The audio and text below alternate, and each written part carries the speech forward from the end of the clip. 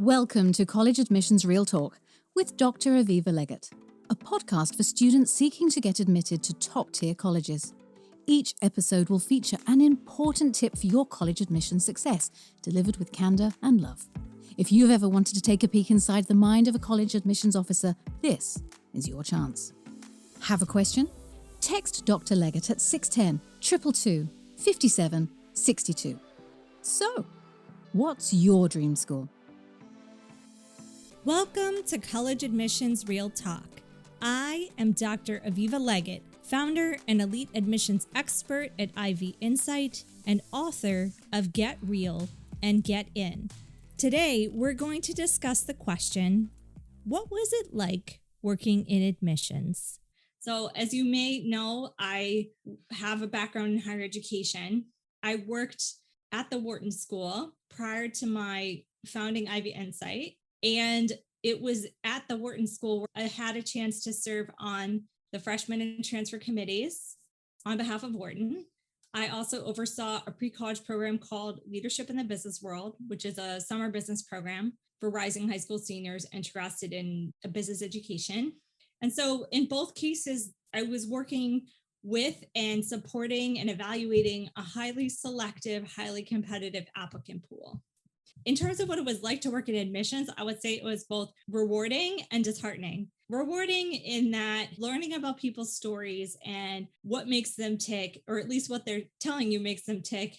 I like knowing people, I like understanding them and hearing about different people's paths as a young person and the types of experiences that they've had along the way. And a lot of the kids that we had applied to Wharton and to LBW are really some of the most accomplished kids that you could imagine. So what someone has managed to accomplish at, by 16 or 17 can be more than a lot of people accomplish in, someone twice their age or even 3 times their age, whether it's founding a nonprofit or starting a business, leading a large organization, pretty amazing stuff. So it was both encouraging in terms of looking at what incredible potential there is in all of these young people and how they had managed to achieve such a great potential at such a young age.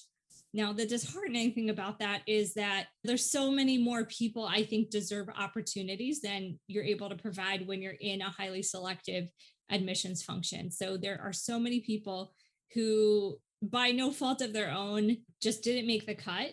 And also there are people who had probably potential to make the cut, but they failed to articulate themselves effectively. They failed to really tell their stories well. And so they had the unfortunate, lack of knowledge or lack of experience to be able to present themselves to the colleges effectively. So that's one of the reasons why I love doing what I do, is that I know what that college perspective is like. I have the doctorate in higher ed, I have the admissions experience, but I care about this process because I was a stressed out college applicant when I was back in high school. I didn't have, really any help applying to college, and I really wanted to go to NYU, and this was like my top goal. Ultimately, I did get into NYU, but I went through a lot of stress on the way. I started in my sophomore year going on as many visits and tours as I could. My dad was very helpful in opening a couple of doors for me to meet with professor beforehand. He had gone there. Other than that, I was flying pretty blind, and my parents really didn't know anything about the process. And the process was far less competitive when my dad was a student. I don't think his grades were very good. And, your grades had to be really good when I got into NYU. So it was hard. It was a lot of pressure. And I was in an environment where everybody was really accomplished. And so I talk a lot about this in my book, Get Real and Get In, about my own journey to college, because it's such an important part of why this is so important, because, it was stressful, but more importantly than that is that college journey stretched me and pushed me to figure out a little bit more clearly who I was and what I wanted on the way to college. And that was really the important part of getting into NYU, was the journey that I went through to get there, not the actual admission itself. And then as you'll read, if you get my book, when I got there to NYU, it was far from a dream.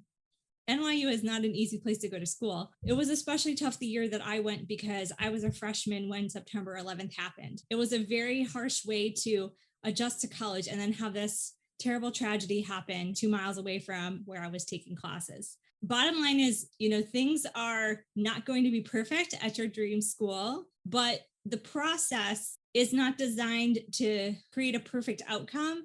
The process is designed to help you grow, reflect, figure out who you are and what you want.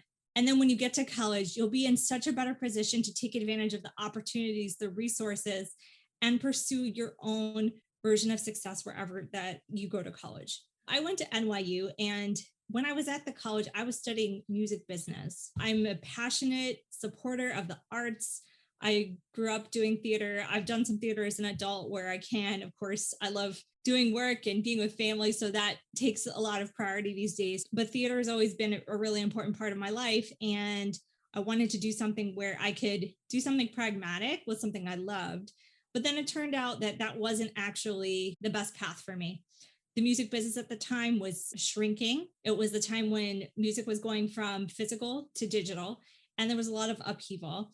And there was also a lot of, I would say, a culture, a bit of hazing and partying in music business, which did not resonate with me as much as an academic environment does. I grew up in Princeton, New Jersey, so being surrounded by campus and by an educated community felt more comfortable to me. And that's how I ended up in higher ed, is I got really involved at NYU, and I felt really good and that I was contributing in these environments. And that's what ultimately brought me down to Penn and Wharton to work in admissions and to pursue my doctorate in higher ed. And then here I am today, full circle from my own admissions process. But that would not have happened if I wasn't willing to push myself, reflect on who I am and what I wanted every step of the way. And that's what I encourage every student to do who's going through this process and who goes beyond the process and goes to college. College is a journey, not a destination. And it's really important to plan and know your strategies and be thoughtful about that. But it's also really important to stay true to your values and do what's important for you as you progress through your journey. College Admissions Real Talk is hosted by Dr. Aviva Legatt, edited by Stephanie Carlin, and produced by Incontrera Consulting. I'm Caroline Stokes, and this has been your daily boost of college admissions insight. Have a question? Text Dr. Legatt at 610-222-5762. For more information on Dr. Legatt and Ivy Insight, visit www.ivyinsight.com. And you can pick up Dr. Legatt's book, Get Real and Get In, at major retail outlets across the world. Insight out.